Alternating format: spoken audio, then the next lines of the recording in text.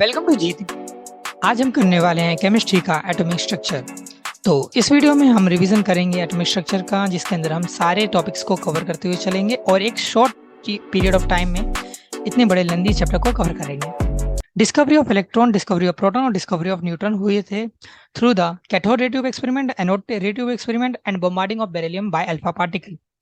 ये एक्सपेरिमेंट्स आपके एनसीईआरटी में पूरे अच्छे से एक्सप्लेन रहेंगे, लेकिन क्योंकि हमारे पास टाइम कम है इसलिए आप इसको एज अ फैक्चुअल डाटा भी याद कर सकते हैं।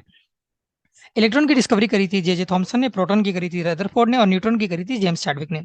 अब उसके बाद हमारे पास एक रिलेशन टेबल गिवन है जिसके अंदर हमारे पास चार्ज मास और charge to mass ratio given है इलेक्ट्रॉन, प्रोटॉन, न्यूट्रॉन और अल्फा पार्टिकल का। तो ये सारा डाटा हमको एकदम अच्छे से क्लियरली एकदम जन्नाटेदार तरीके से हमको याद होना चाहिए, जिसके साथ हम स्पीड सॉल्विंग कर पाए। इलेक्ट्रॉन का चार्ज होता है -1.6 इंटू में 10⁻⁻⁻19 कूलम। प्रोटॉन का सेम ये होता है लेकिन पॉजिटिव में। न्यूट्रॉन के पास कोई चार्ज नहीं रहता, न्यूट्रल होता है, 0। और अल्फा पार्टिकल का जो चार्ज होता है वो 2 टाइम्स होता है प्रोटॉन का चार्ज। मास की बात करें तो इलेक्ट्रॉन का मास होता है 9.1 इंटू में 10⁻31 kg। प्रोटॉन का होता है 1837 टाइम्स इलेक्ट्रॉन का मास। न्यूट्रॉन का भी ऑलमोस्ट सेम होता है, तो आप इसको सेम कंसीडर करके चल सकते हैं। अल्फा पार्टिकल का 4 टाइम होता है प्रोटॉन का mass. Okay, charge to mass ratio ये हमको गिवन है इलेक्ट्रॉन का 1.75 इंटू में 10⁻11 कूलम पर केजी, प्रोटॉन का 1, न्यूट्रॉन का 0 और अल्फा पार्टिकल का हाफ। आप इन दोनों को आपस में डिवाइड करेंगे, ये रिजल्ट आएगा। तो आप इन तीनों केस में ऐसा चेक कर सकते हैं।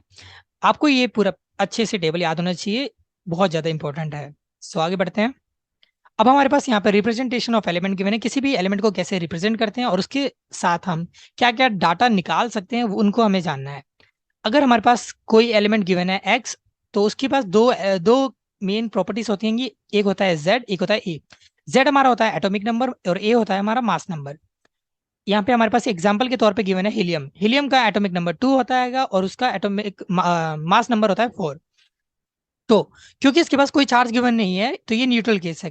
कभी भी आप याद रखिएगा, न्यूट्रल केस के अंदर जितने भी हमारे पास नंबर ऑफ प्रोटॉन या नंबर ऑफ इलेक्ट्रॉन होते हैं वो हमेशा एटॉमिक नंबर के इक्वल होते हैं। तो क्योंकि यहाँ पे एटॉमिक नंबर 2 है तो हम कह सकते हैं नंबर ऑफ प्रोटॉन भी 2 है, नंबर ऑफ इलेक्ट्रॉन भी 2 है।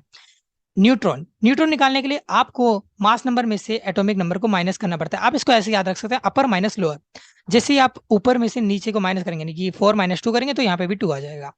अब यहाँ पे एक हमारे पास एक ये नॉन न्यूट्रल केस भी गिवन है, जैसे कि ऑक्सीजन। ऑक्सीजन का एटॉमिक नंबर 8 और एटॉमिक मास नंबर 16 है, जिसके ऊपर 2 नेगेटिव का चार्ज है। तो यहाँ पे हम देख सकते हैं कि अगर हम न्यूट्रॉन निकालने जाएंगे तो अपर माइनस लोअर कर देंगे तो हमारे पास यहाँ पे 16 - 8 करेंगे तो 8 आ जाएगा। नंबर ऑफ प्रोटॉन चाहे न्यूट्रल हो चाहे कोई भी केस हो, ये हमेशा एटॉमिक नंबर के बराबर होता है। सिर्फ और सिर्फ जो चेंज आता है वो होता है इलेक्ट्रॉन में। जितना भी आपके पास यहाँ पे चार्ज गिवन हो, आप उस चार्ज को बदल के यहाँ पे कर दीजिए। अगर यहाँ पे -2 है तो आप यहाँ पे 8 + 2 कर दीजिए, आपके पास यहाँ पे नंबर ऑफ इलेक्ट्रॉन निकल जाएंगे। होप आपको ये समझ आ गया होगा। तो आगे बढ़ते हैं। अब हमारे पास यहाँ पे अलग अलग एलिमेंट, अलग अलग एटॉमिक मॉडल्स स्टार्ट होते हैं। सबसे पहला जो मॉडल हमारे पास आया था वो था जे थॉमसन का। जे थॉमसन का जो मॉडल था वो फर्स्ट एटॉमिक मॉडल एवर था, यानी कि पहली बार किसी ने एटॉमिक मॉडल दिया था। इन्होंने कहा था कि जो हमारा एटम होता है वो एक स्पेयर होता है पॉजिटिव चार्ज का, जिसके अंदर इलेक्ट्रॉन जो होते हैं वो एम्बेडेड होते हैं। आप देख सकते हैं कि हमारे पास यहाँ पे एक स्पेयर है, जिसके ऊपर अगर आपको क्लियरली दिख रहा हो तो यहाँ पे ग्रीन कलर की मैंने शो कर रखा है पॉजिटिव चार्ज हैंगे, और इनके अंदर ये जो इलेक्ट्रॉन हैंगे ये एम्बेडेड है, यानी कि ऐसे भरे हुए हैं। तो यही बात बस जे थॉमसन ने कही थी। और थर्ड पॉइंट यह है कि इसको वाटरमेलन या प्लम पुडिंग मॉडल भी कहते हैं, क्योंकि ये रिजेंबल करता है एज अ वाटरमेलन। जिस तरह आपने देखा होगा कि तरबूज के अंदर उसके बीज जो होते हैं वो ठूसे हुए होते हैं, एम्बेडेड होते हैं। सेम यहाँ पे भी इलेक्ट्रॉन एम्बेडेड रहेंगे in a positive charge sphere. Okay, so अब हम आगे देख सकते हैं कि एटम जो होता है वो इलेक्ट्रिकली न्यूट्रल होता है, यानी कि जितना पॉजिटिव चार्ज होगा उतना ही नेगेटिव चार्ज भी होगा। हालांकि आगे जाके ये मॉडल फेल हो जाता है, इसलिए हमारे पास कुछ और मॉडल्स भी आए थे जिनको हम आगे डिस्कस करने वाले हैं। नेक्स्ट मॉडल है Rutherford alpha particle scattering experiment. बहुत ज्यादा पॉपुलर एक्सपेरिमेंट है। इसके अंदर क्या किया गया था, एक रेडिएशन सोर्स लिया गया था जो कि रेडियम का था। इसके अंदर से अल्फा पार्टिकल को निकाले गए थे और एक यहाँ पे गोल्ड फॉइल रख दी गई थी।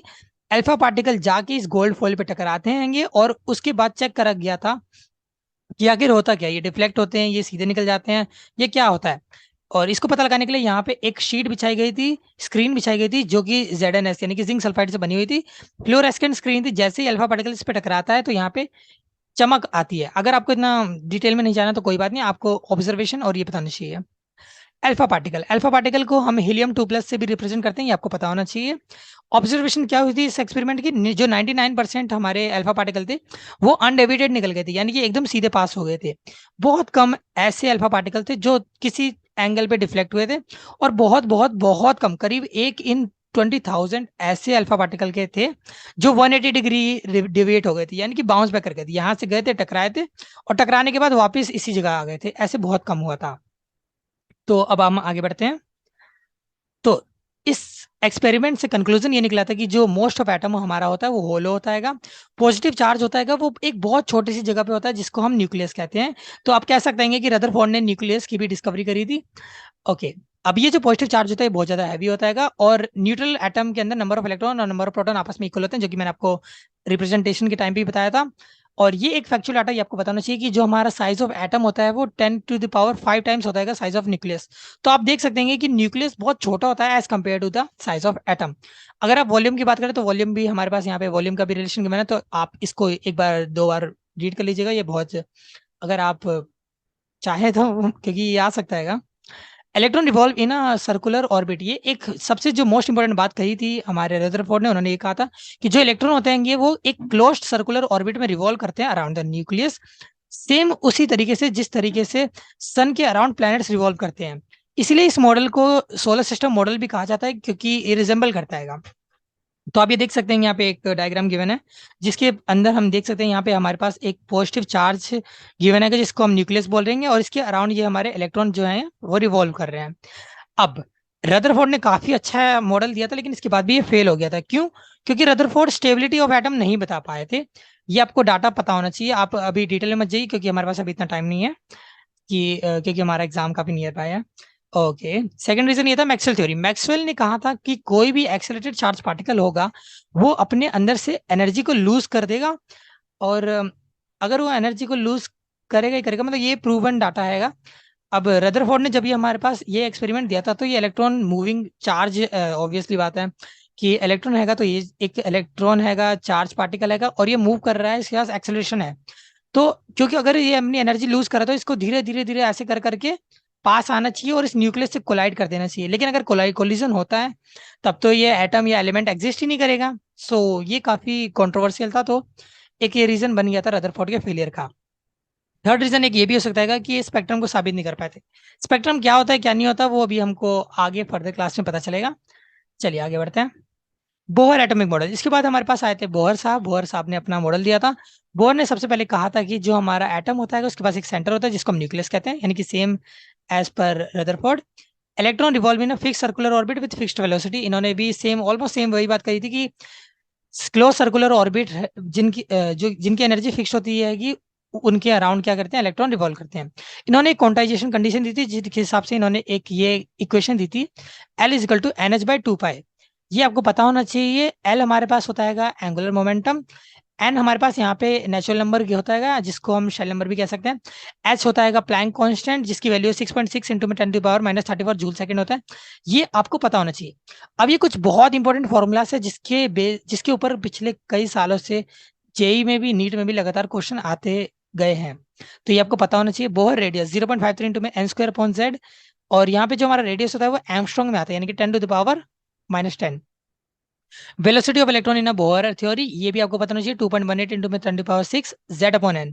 ये रिलेशन आपको याद होने चाहिए एकदम अच्छे से। Total energy of electron, total energy का भी यहाँ पे हमारे पास एक फॉर्मूला होता है -13.6 इंटू में Z² अपॉन n²। यहाँ पे जो हमारी एनर्जी होती है वो इलेक्ट्रॉन वोल्ट में होती है, तो ये आप यहाँ पे लिख लीजिएगा, ये मीटर पर सेकंड में। ओके। काइनेटिक एनर्जी का अगर आपसे कोई पूछेगा तो आपको सिर्फ यही सेम फॉर्मूला लगाना है, लेकिन यहाँ पे जो नेगेटिव साइन है इसको हटा देना है। तो हम कह सकते हैं कि kinetic energy is nothing but the mode of total energy. Potential energy की बात करें तो अगर आप ये जो फॉर्मूला टोटल एनर्जी का इसको 2 से मल्टीप्लाई कर देंगे तो आपके पास पोटेंशियल एनर्जी आ जाएगा। तो आप देख सकते हैं कि काफी ज्यादा इजी हैगा अगर आप इस तरीके से पढ़ें। चलिए आगे बढ़ते हैं।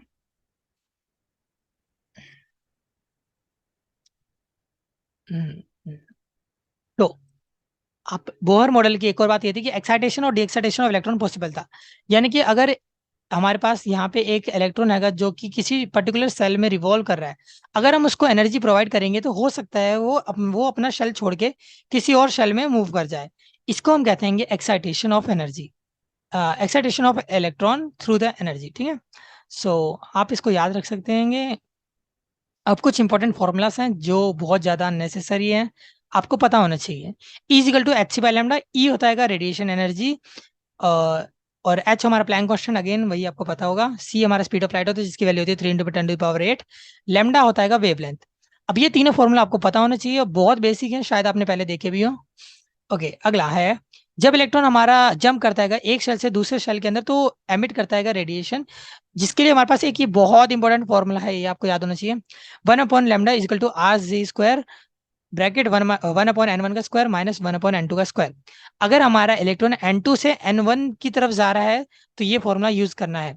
अब आपको यहाँ पे r हमारा रेडबर्ग कांस्टेंट होता है जिसकी वैल्यू आपको याद रखने की जरूरत नहीं है, लेकिन आपको 1/r की वैल्यू याद रखने की जरूरत है। 1/r की वैल्यू आप 910 से लेकर 915 एमस्ट्रॉन्ग तक कुछ भी ले सकते हैं।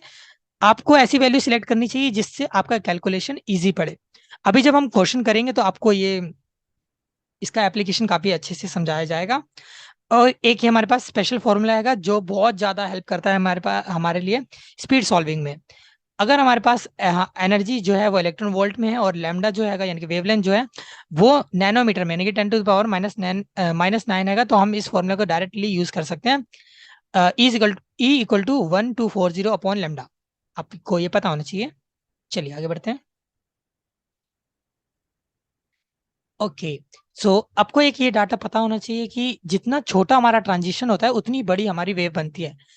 अगर हमारे पास ट्रांजिशन है इन्फिनिटी से, कोई इलेक्ट्रॉन है जो इन्फिनिटी से 1 पे आ रहा है, तो ये बहुत बड़ा ट्रांजिशन है। अगर बहुत बड़ा ट्रांजिशन होगा तो वेव जो होगी वो बहुत छोटी होगी।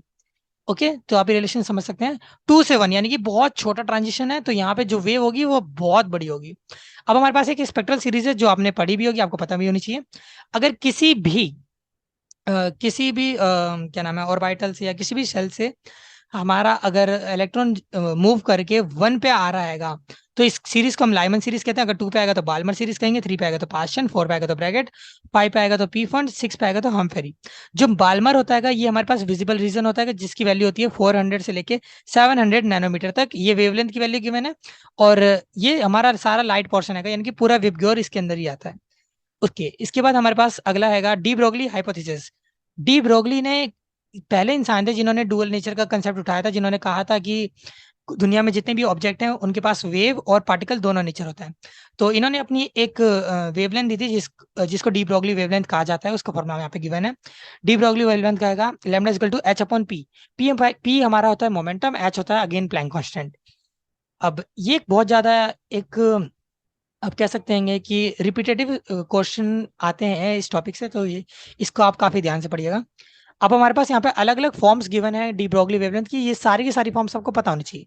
Lambda is equal to h upon p. अगर पी की जगह आप मास इंटू वेलोसिटी लिखें तो आप लिख सकते हैं, क्योंकि P is nothing but momentum. अगर आप काइनेटिक एनर्जी की टर्म में लिखना चाहते हैं तो आप ऐसे लिख सकते हैं, पी की जगह आप लिख सकते हैं √2m ke। और यहाँ पे हमारे पास एक और फॉर्म गिवन है जिसके अंदर हम √150/V0 का यूज करते हैं। V0 हमारे पास यहाँ पे होता है पोटेंशियल, या फिर आप स्टॉपिंग पोटेंशियल भी कह सकते हैं इसे। एक ही हमारे पास गिवन है टेम्परेचर और बोल्ट्जमैन कांस्टेंट की टर्म में। ये सारे फॉर्मूले आपको अच्छे से याद होने चाहिए, अच्छे से। उसके बाद हमारे पास आया था हाइजेनबर्ग अनसर्टेनिटी प्रिंसिपल। हाइजेनबर्ग साहब ने हमको कहा था कि एक ही पर्टिकुलर टाइम पे साइमल्टेनियसली इलेक्ट्रॉन का पोजीशन और मोमेंटम निकालना असंभव है। इसलिए उन्होंने हमारे पास यहाँ पे दो इक्वेशन दी थी, delta x into delta P is greater than और इक्वल टू एच अपॉन 4 पाई। और अगर आप एनर्जी और टाइम की टर्म में लिखना चाहे तो आप ऐसे भी लिख सकते हैं। ये दोनों फॉर्म आपको पता होने चाहिए, और क्वेश्चन कम आते हैं लेकिन आपको ये फिर भी पता होना चाहिए इसके बारे में। चलिए आगे बढ़ते हैं।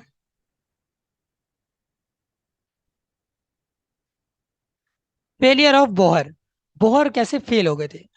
तो कुछ रीजंस थे जिसकी वजह से बोहर मॉडल फेल हो गया था। सबसे पहला रीजन तो ये था कि ये जो मॉडल था ये सिर्फ और सिर्फ सिंगल इलेक्ट्रॉन स्पीसीज के लिए वैलिड था, जैसे कि hydrogen, He+, Li2+, etcetera etcetera etcetera.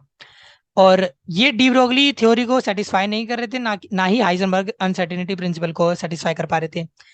D- तो ये भी एक रीजन हो सकते हैं। अभी आप इसको फैक्चुअल डाटा के तौर पे याद रखिए, इतना डिटेल में अभी हम नहीं जा रहे हैं, टाइम कम है। ओके। बोर का एक और रीजन था फेलियर का, ये भी था कि ये स्टार्क और जीमन इफेक्ट को नहीं बता पाया था। ओके, अब हमारे पास यहाँ पे लास्ट टॉपिक इस चैप्टर का गिवन है जो है क्वांटम थ्योरी। क्वांटम थ्योरी ने क्या करा था, हमारे पास चार फैक्टर्स दे दिए थे, जिस चार क्वांटम नंबर्स हमारे पास गिवन थे, जिसके थ्रू हम किसी भी ऑर्बिटल या इलेक्ट्रॉन के बारे में सब सारी डिटेल सब पता कर सकते थे। तो चार क्वांटम नंबर जो हमारे पास रहते हैं वो उसको हम रिप्रेजेंट करते हैं एन, एल, एम और एस से। एन से हम रिप्रेजेंट करते हैं प्रिंसिपल क्वांटम नंबर को, एल से हम रिप्रेजेंट करते हैं एजीमुथल क्वांटम नंबर को, और जिसको हम एंगुलर मोमेंटम क्वांटम नंबर भी कहते हैं। एम से हम करते हैं मैग्नेटिक क्वांटम नंबर, और एस से करते हैं स्पिन क्वांटम नंबर। आपको ये याद रखना है कि एन, एल, एम यानी कि तीन क्वांटम नंबर ऐसे थे जो स्क्रोडिंगर इक्वेशन से आए थे, जबकि जो एस जो मैग्नेटिक जो स्पिन वाला था वो बाद में आया था। प्रिंसिपल क्वांटम नंबर जिसको एन से रिप्रेजेंट करते हैं, एन की वैल्यू जैसे जैसे बढ़ती है वैसे वैसे हमारा शेल बढ़ता है। यानी कि आप कह सकते हैं कि प्रिंसिपल क्वांटम नंबर हमको साइज के बारे में बताता है ऑर्बिट, या फिर आप कह सकते हैं शेल के साइज के बारे में। जितना ज्यादा हमारा एन होगा उतना ज्यादा बड़ा हमारा शेल होगा। के एल एम एन आपने ऐसे पहले भी देखा होगा, तो ये पता होता है, आपको पता होना चाहिए भी। एजीमुथल क्वांटम नंबर अगला एल, एल से रिप्रेजेंट करते हैं, ये हमको शेप के बारे में बताता है एक ऑर्बिटल के। तो एल की वैल्यू लाई करती है 0 से लेके n-1 तक। यानी कि अगर हमारे n यानी कि प्रिंसिपल क्वांटम नंबर की वैल्यू 1 है, तो एल की वैल्यू हम यहाँ पे 0 लिखेंगे। अगर ये 2 है तो 0 1, 3 है तो 0 1 2, यानी कि जितना भी हमारे पास n की वैल्यू है हम 0 से स्टार्ट करेंगे और n से एक कम पे रुके जाएंगे। एल की वैल्यू 0 1 2 3 अगर हम ऐसे लिखेंगे, तो इसके बाद ये हमको सबशेल के बारे में बताता है SPDF। ये आपको पता होना चाहिए। जो एस होता है उसका शेप होता है स्पेरिकल, पी वाले का होता है डंबल, डी वाले का होता है डबल डंबल, और एफ वाले का होता है कॉम्प्लिकेटेड स्ट्रक्चर। तो ये आपको डाटा पता होना चाहिए। 1 और 0, अब देखिए आप 1 से हम सीधे यहाँ पे 1 लिखेंगे, 0 है यहाँ पे एस। तो ऐसे ही हमारे पास 1s 2s 2p ये सारा जो भी क्वांटम नंबर के बारे में डिटेल्स है वो हमको ऐसे प्रोवाइड होती हैं, ऐसे पता चलता है। नोड, नोड क्या होता है, ये एक ऐसा सर्टेन रीजन होता है जिसके अंदर प्रोबेबिलिटी ऑफ फाइंडिंग इलेक्ट्रॉन 0 होती है, यानी कि इलेक्ट्रॉन को पाने की या ढूंढने की संभावना 0 होती है। ये रेडियल नोड और एंगुलर नोड, ये दोनों फॉर्मूला आपको पता होना चाहिए, काफी कॉमन क्वेश्चन है। एंगुलर नोड को हम एल से रिप्रेजेंट करते हैं, मतलब ये सीधे सीधे एजिमुथल क्वांटम नंबर के इक्वल होता है। और रेडियल नोड जो हमारा होता है वो n-l-1 होता है। चलिए आगे बढ़ते हैं। Magnetic quantum number, magnetic quantum number की वैल्यू -l से +l तक लाई करती है। ये हमको ओरिएंटेशन बताता है ऑर्बिटल्स का। तो अगेन आप ऐसे टेबल बना सकते हैं, ये सेम वही है। यहाँ पे एल की वैल्यू -l से स्टार्ट होती है और +l पे आती है। यानी कि एन की वैल्यू 1 है तो एल की वैल्यू 0 से एक कम तक जाती है तो 0, एम की वैल्यू 0, ये 2 है तो ये 1, ये -1 0 1, आप समझ गए हैं, देख सकते हैं। Spin quantum number, spin quantum number हमारे पास दो ही वैल्यूज इसकी होती है, +12 और -12, जो कि रिप्रेजेंट करती है कि इलेक्ट्रॉन्स का आप कह सकते हैं ये इलेक्ट्रॉन का स्पिन कैसा आएगा। आप इलेक्ट्रॉन को कभी भी आप लिखते हैं तो ऐसे लिखते होंगे, एक हमारे पास होता है क्लॉकवाइज, एक होता है एंटी क्लॉकवाइज। आप प्लस माइनस किसी से भी यूज कर सकते हैं, दो बस दोनों आपस में अपोजिट होने चाहिए।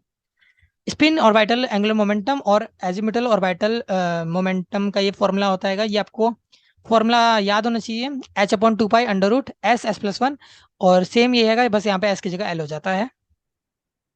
और अब हमारे पास फाइनल पेज जाएगा मैग्नेटिक मोमेंट, मैग्नेटिक मोमेंट होता है (n+2), n हमारा होता है अनपेड इलेक्ट्रॉन। जब आप कन्फिग्रेशन लिखते हैं इलेक्ट्रॉनिक कन्फिग्रेशन, तो उसके थ्रू आप पता लगा सकते हैं कि कितने अनपेड इलेक्ट्रॉन प्रेजेंट हैं किसी भी एलिमेंट के अंदर, या आप ऐसे मतलब निकाल सकते हैं।